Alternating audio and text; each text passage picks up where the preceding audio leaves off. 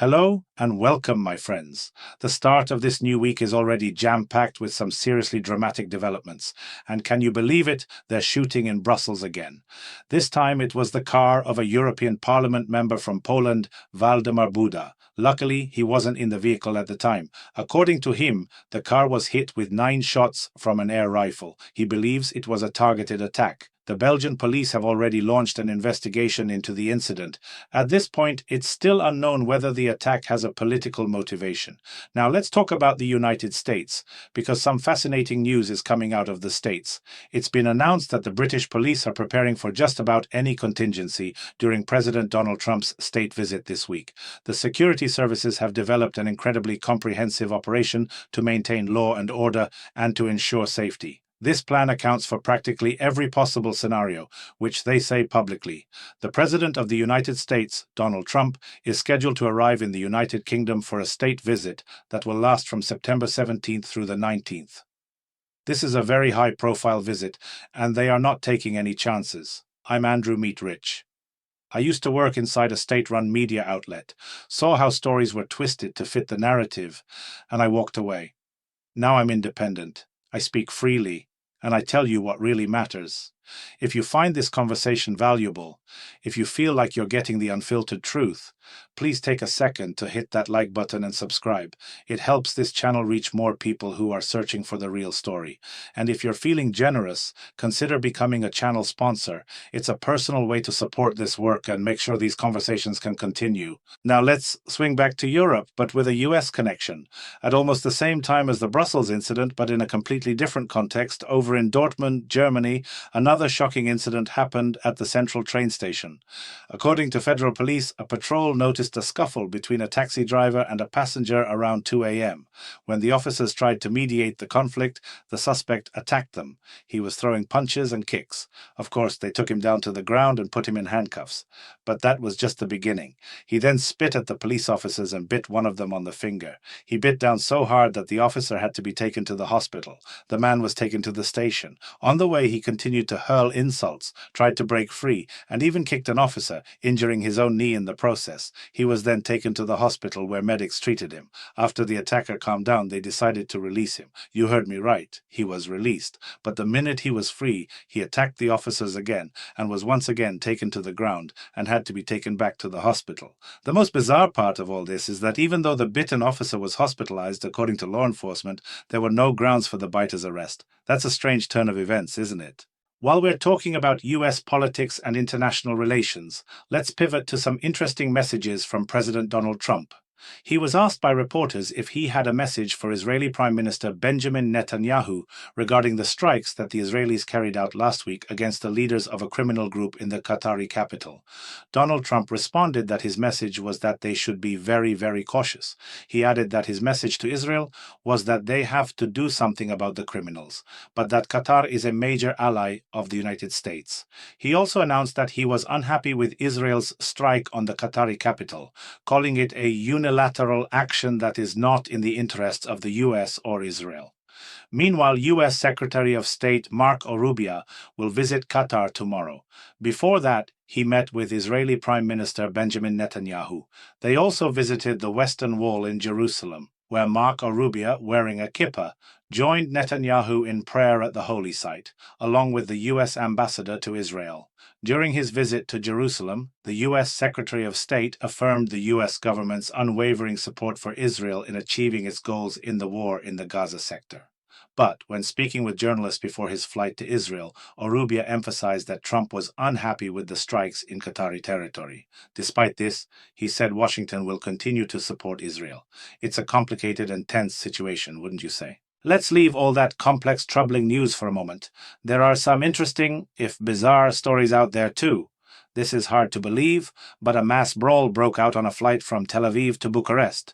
The incident occurred on the night of the 14th to the 15th of September. It's reported that about 30 passengers were involved in a serious scuffle. The situation escalated to such a degree that after an emergency landing, law enforcement had to intervene. All the people involved were Israeli citizens, but they belonged to different religious denominations. When some of them began to pray, the others got angry. A quarrel flared up, and it it quickly devolved into a full-on brawl right on board the plane while it was in the air. Can you imagine what the other passengers, flight attendants, and pilots were going through? Let's quickly jump back to the US for a moment. One of the most famous chefs in California, Valentina Luchin, who previously worked as a chef at legendary restaurants, found himself in a difficult spot.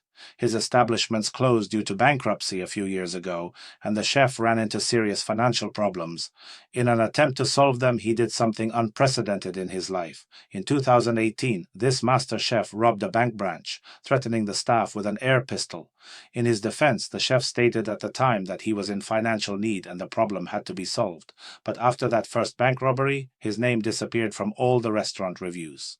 Now, the prosecutor's office is preparing new charges for several more incidents. Valentina is currently in a pre-trial detention center and seems to understand that bank robbery is definitely not his thing. And now for France. While the new Prime Minister, Sébastien Lecornu, is trying to save the budget and negotiate with the political parties, Marine Le Pen is gathering huge crowds and increasing her pressure. In Bordeaux, the leader of the National Rally Party spoke to thousands of her supporters. She accused President Emmanuel Macron of driving the country into a dead end and called her party the only real alternative. Le Pen also announced that the country is blocked, that Macron is paralyzing institutions, and that the far left is taking to the streets, setting fire to trash cans. And she says that's not the solution. Before she even took the stage, her former political partner, Louis Alliot, accused the left and paid tribute to the American activist Charlie Kirk. The crowd absolutely erupted in applause during his speech.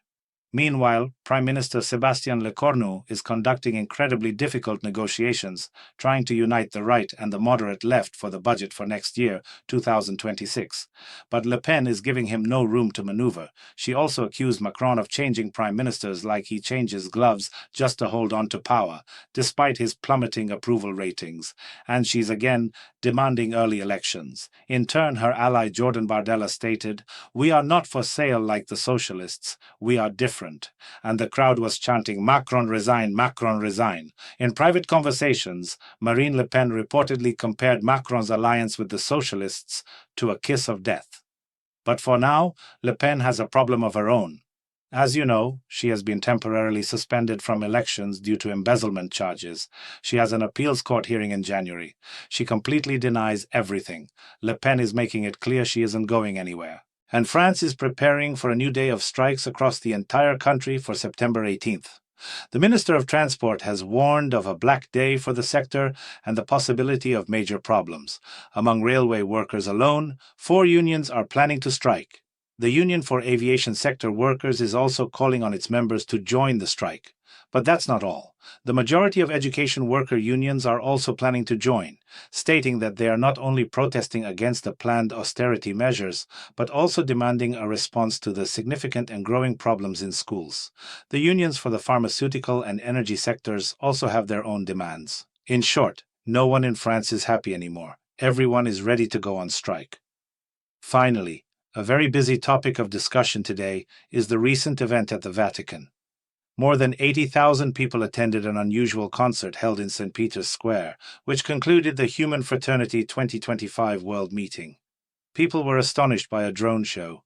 Drones from a company owned by Elon Musk's brother, Kimball Musk, created the face of Pope Francis against the backdrop of Michelangelo's dome. Italian Defense Minister Guido Crosetto and Rome Mayor Roberto Gualtieri were also in the square watching the show.